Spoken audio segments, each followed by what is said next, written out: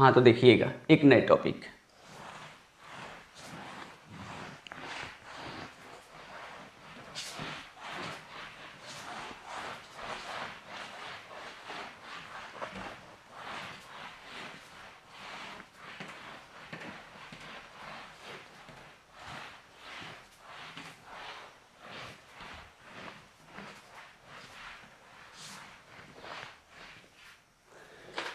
ये भी ये एग्जाम में आ चुका है, 12वीं के एग्जाम में आया हुआ प्रश्न है जो कि डिफरेंस है वो क्या है देख लीजिएगा।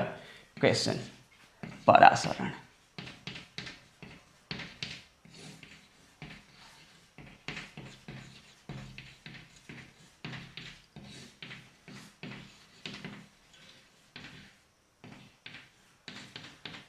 अंतर लिखें या अंतर स्पष्ट करें, ध्यान रखेंगे। परासरण तो जान चुके हैं आप लोग, ठीक है, कि विलायक और विलयन में जो बीच में अर्धपरागम्य झिल्ली इस्तेमाल करते हो तो उससे केवल स्वतः विलायक के कण क्या होता है, तनु विलयन से सांद्र विलयन की ओर जाता है, परासरण कहलाता है, ठीक है। और परासरण की क्रिया का अध्ययन करने वाला वैज्ञानिक का नाम जो है वो क्या है आप लोगों का, उसको बोलते हैं एबेनोलेट, ठीक है। और एक बात मैं बोलना चाहूँगा, आप लोग ध्यान में रखना, बस छोटी सी टॉपिक है, बहुत ध्यान से देखना।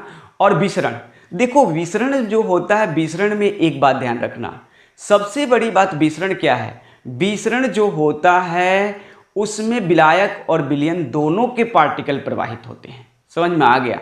जैसे गैस फेज में हो या द्रव फेज में हो, किसी भी फेज में विलायक के पार्टिकल प्रवाहित होंगे। एक बात ध्यान में रखना होगा, जैसे विसरण के लिए एक बात तुम लोग देखो, जब एक किसी कॉर्नर, किसी घर के कॉर्नर में स्प्रे को मारते हो या अगरबत्ती को जलाते हो या खुशबूदार कोई सब्सटेंस को छोड़ते हो, ठीक है, तो क्या होता है, पूरे पूरे जो रूम की वातावरण ही खुशबूदार हो जाता है। लेकिन वही याद करो जरा, सड़ी अंडे अगर हो या सड़ी मछली हो या कहीं से गुजरता हो, कहीं हो सकता है कि बदबूदार जो होता है कोई सब्सटेंस, ठीक है, दिखाई देता है, तो क्या होता है उस वातावरण को अशुद्ध कर देता है ना। तो वो क्या है, वो विसरण की क्रिया द्वारा एक स्थान से दूसरे स्थान तक हवा के माध्यम से प्रवाहित होता है, समझ में आ गया। अर्थात इसमें अर्धपरागम्य झिल्ली का इस्तेमाल नहीं किया जाता है, ध्यान रखना। एक बात और बताना चाहूंगा तुम लोगों को, और विसरण का अध्ययन करने का श्रेय जाता है ग्राहम, ठीक है, ग्राहम एक वैज्ञानिक था, उसने विसरण का अध्ययन किया था, ठीक है। और विसरण के बारे में, गैसों के बारे में ही अध्ययन किया था। विसरण ने गैसों से संबंधित एक विसरण का नियम ग्राहम ने दिया था, ठीक है। तो और उसके बाद में ये बता दूं कि परासरण की क्रिया में अर्धपरागम्य झिल्ली का इस्तेमाल करोगे, ठीक है, यानी किया जाता है, लेकिन विसरण की क्रिया में अर्धपरागम्य झिल्ली का इस्तेमाल नहीं किया जाता है। तीसरी कंडीशन में ये बताएंगे कि परासरण की क्रिया में विलायक के कण ही प्रवाहित होते हैं, जबकि इसमें क्या होते हैं, विलय एवं विलायक दोनों के पार्टिकल प्रवाहित होते हैं, ठीक है। ये मैं बता दूं आप लोगों को कि परासरण की क्रिया में, ये बता दें, परासरण की क्रिया में बता दें आप लोगों को कि इसमें कोई बड़ी चीज नहीं, एक छोटे पार्टिकल की बात करता हूं कि यहां पर इसमें तनु विलयन के विलायक सांद्र विलयन की ओर जाते हैं, ठीक है, लेकिन विसरण की क्रिया में क्या होता है, सांद्र विलयन, यानी कहने का मतलब क्या होता है, सांद्र विलयन के विलय पदार्थ जो होता है वो तनु विलयन की ओर प्रवाहित होता है। इसी प्रकार से अंतर को दिया गया, फिर से एक बार सुन ले, कि परासरण की क्रिया एबेनोलेट ने दिया था, विसरण की क्रिया ग्राहम ने दिया था। परासरण की क्रिया में अर्धपरागम्य झिल्ली का उपयोग किया जाता है, विसरण की क्रिया में अर्धपरागम्य झिल्ली की इस्तेमाल नहीं किया जाता।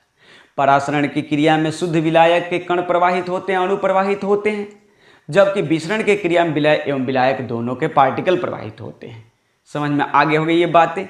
अब देखो परासरण की क्रिया में क्या होती है, परासरण की क्रिया में क्या होती है, तो इसमें एक बात बता देता हूं कि विलायक के कण तनु विलयन से सांद्र विलयन की ओर जाते हैं, जबकि विसरण की क्रिया में क्या होता है, विसरण की क्रिया में क्या होता है, सांद्र विलयन के विलय सब्सटेंस जो होते हैं जैसे चीनी, वो क्या करेगा, तनु विलयन की ओर तब तक प्रवाहित होगा जब तक कि विलय की मात्रा समान न हो जाए। समझ में आ गया होगा ये बातें। तो इस बात को लेते हुए आप लोगों को बताना चाहूंगा कि एक बात और है आप लोग कि ये बात कह सकते हैं कि यानी परासरण की क्रिया में विलय के कण भाग नहीं लेते, जबकि ये बात कह सकते हो क्या चीज कि इसमें क्या होते हैं, विसरण की क्रिया में विलय के कण भाग लेते हैं। चलो तो मैं इसे लिखवा ही देता हूं, आप लोग डायरेक्टली देखना प्रारंभ करोगे। देखो अंतर, यहां मैं लिख देता हूं अंतर, ठीक है, और पॉइंट डिनोटेड किया जाए। नंबर 1, पॉइंट नंबर 1 नोट करें, ठीक है। उत्तर देना प्रारंभ कर दिया मैंने। ये क्वेश्चन 5 नंबर में आ चुका है, एक बार याद कर लेना, ठीक है। क्षेत्रीय बोर्ड, बिहार बोर्ड में आ चुके हैं, ठीक है। चलो देखो, तो सबसे पहले बताओगे परासरण, तो लिखो इधर परासरण लिख लो, इधर रहेगा परासरण, तो उधर क्या रहेगा विसरण। विसरण, विसरण मैंने बता दिया आप लोगों को खूबसूरती से, ठीक है। अब देखो, तो यहां बताओगे परासरण, परासरण का अध्ययन, अध्ययन एबेनोलेट ने किया था, ने किया था, ने किया था, हो गया। अब देखो इधर लिखोगे, सामने सामने नंबरिंग होनी चाहिए। विसरण, विसरण, ठीक है, का अध्ययन, अध्ययन ग्राहम, ग्राहम ने किया था, किया था। पॉइंट नंबर 2 नोट किया जाए। पॉइंट नंबर 2 क्या बोल रहा है, ये बात बोल रहा है कि इस क्रिया में विलायक के, केवल विलायक के अणु, इस क्रिया में केवल, केवल विलायक के अणु, अणु तनु विलयन से, तनु विलयन से सांद्र विलयन की, सांद्र विलयन की ओर प्रवाहित होता है। क्लियर हो गया। और इसमें क्या लिखोगे, इस क्रिया में लिखो नंबर 2 भाई, इस क्रिया में, इस क्रिया में सांद्र विलयन, सांद्र विलयन के विलय, के विलय, विलय, सांद्र विलयन के विलय तनु विलयन की ओर, तनु विलयन की ओर, और प्रवाहित होते हैं।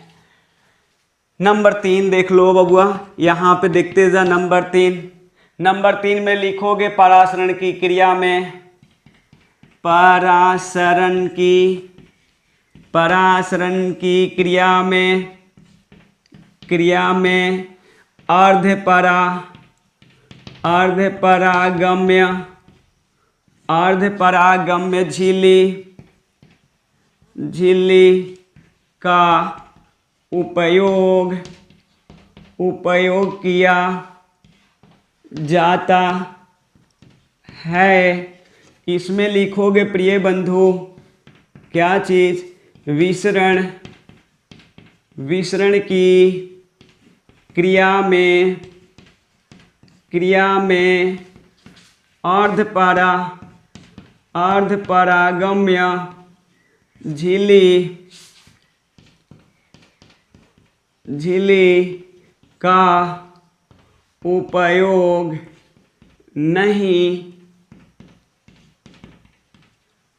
किया जाता है।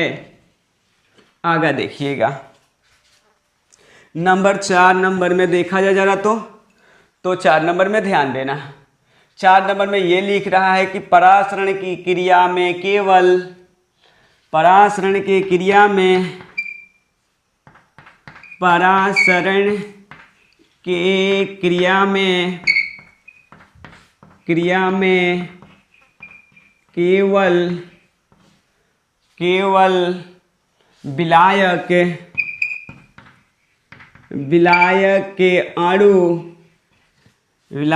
के अणु ही भाग लेते हैं। इसमें लिखोगे, जबकि ये बातें क्या, जबकि साइन यही दे रहा है, ठीक ना, चीन जबकि है, जबकि लिखने की जरूरत नहीं है। क्या बोले, विसरण की